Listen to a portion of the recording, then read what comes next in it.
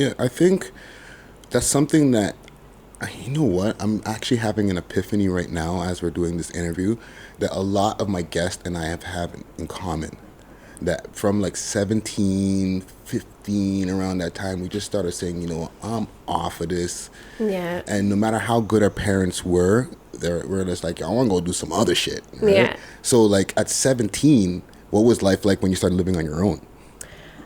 I think I was always pretty like independent. Like I started working when I was like 14 or 15. I had like my first job was Tim Hortons. So I was already making money on my own. I just had like all these visions for myself. Like I wanted to make a lot of money. Yeah. And I was like in a group of like people that were doing like bad things, and I got in the mix, and then I started dancing, and it was just like from there the rest is history. Like my whole life just changed after I left Hamilton. So. Yeah. So even with what you just mentioned with dancing, right? We had an interview with Tasha Mack, and she said that she started from when she was, what age? 14, right? So what age did you start dancing at? I think it was like a month before my 18th birthday. Okay. I was like 17 years old. I had no clue, but I've never even been to a strip club in my life. Never even seen strippers, nothing. Really? Yeah, so I think my first club I worked at was Cannonball, if anyone knows. Oh, shout out Cannonball. West Side.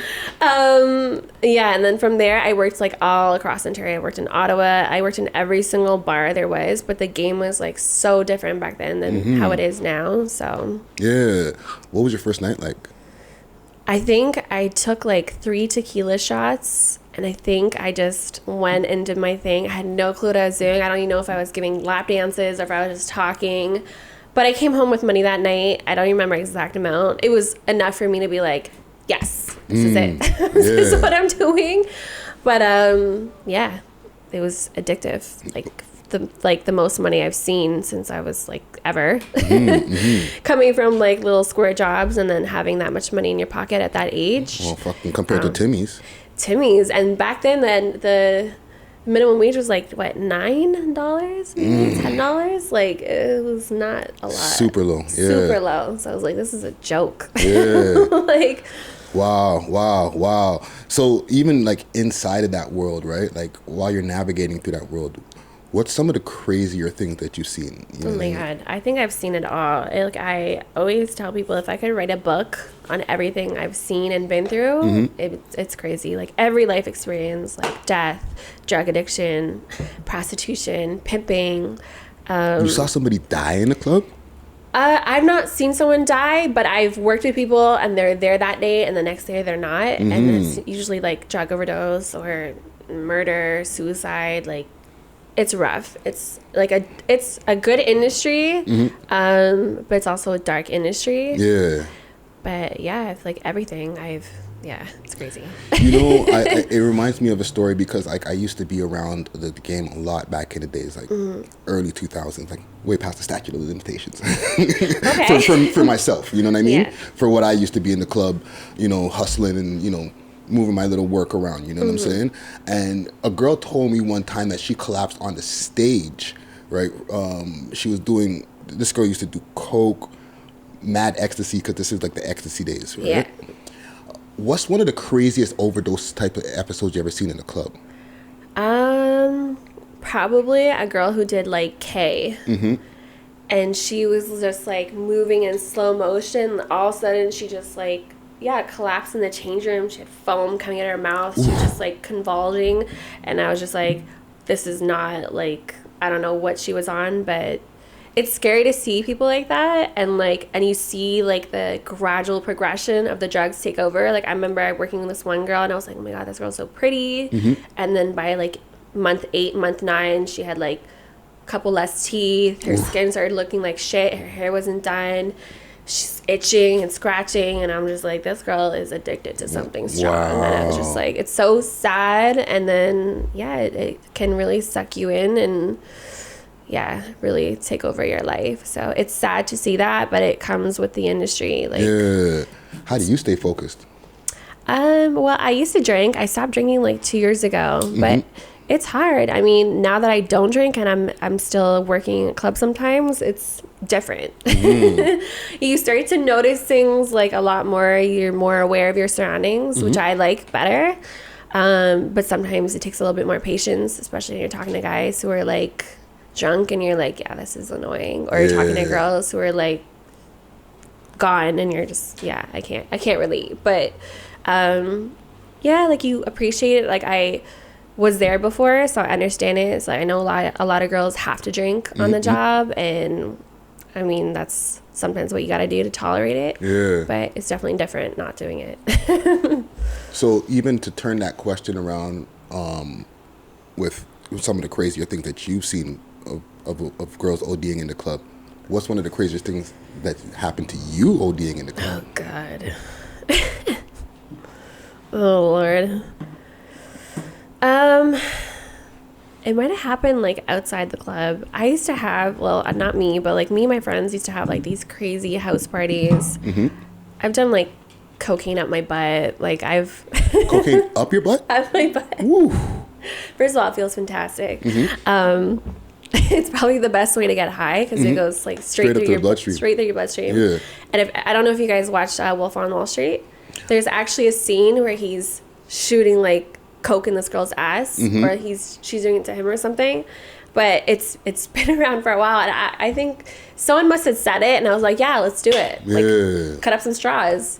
And I think like I got so lit that night, I woke up and there was like 100 like cut up straws all around my house, and I was like, this is disgusting. Crazy. I hope everyone used fresh straws. But I used to be like super lit. I used to just very free spirited and do whatever, and I was down for anything. And I was just like, I don't regret it because I had a lot of fun memories, but thankfully nothing bad has happened. Like I never got rushed to the hospital or anything bad like that. Just like super duper crazy hangovers. Like no, not doing that again. Seeing videos of myself like punching my guy friend or just acting bad. No, listen, I understand exactly where you're coming from. I haven't drank since 2010. Yeah.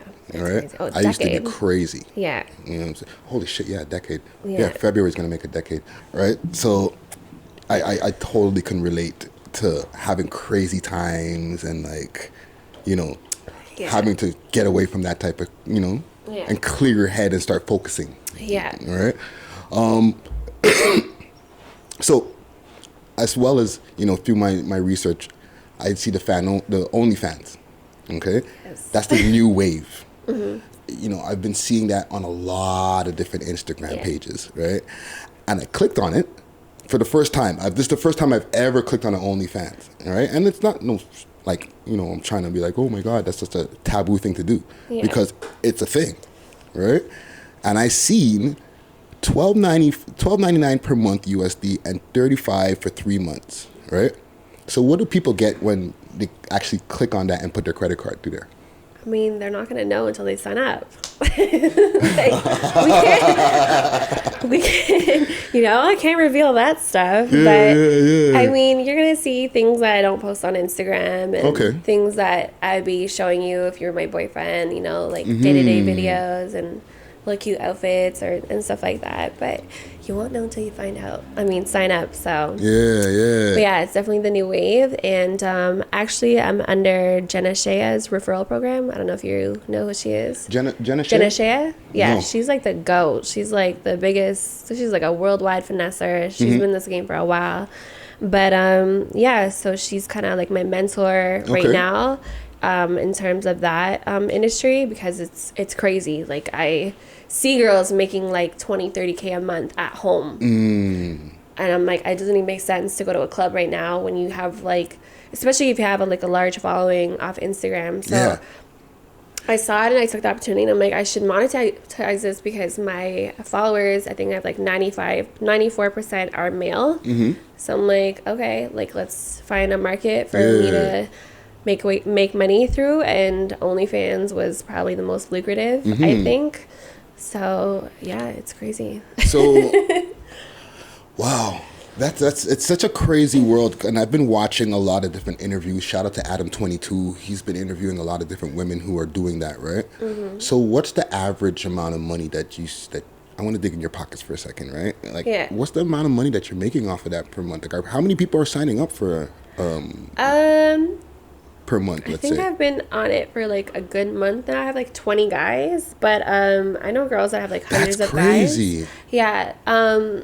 It's also like the quality of guys that are on there. So I have a couple guys that are on there that are helping me out a lot. Yeah. So it's like dancing though, to be honest. You can go to the club one night and not make anything, and then another night you can make like $1,000. So it really depends on a lot of things. But yeah. What's the most you ever seen somebody else make?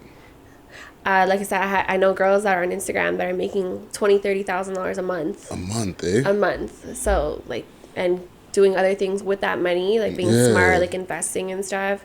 So it's definitely like something I plan on doing for a little bit. And yeah, you see rappers back there? Do rappers be signing up for that stuff? I don't know. So the thing with OnlyFans is it's very private. Okay. So when you sign up, or whoever signs up, you don't have to like post pictures if you're a customer or if you're a fan. So I sometimes don't even know who's on the other end of it. Okay. And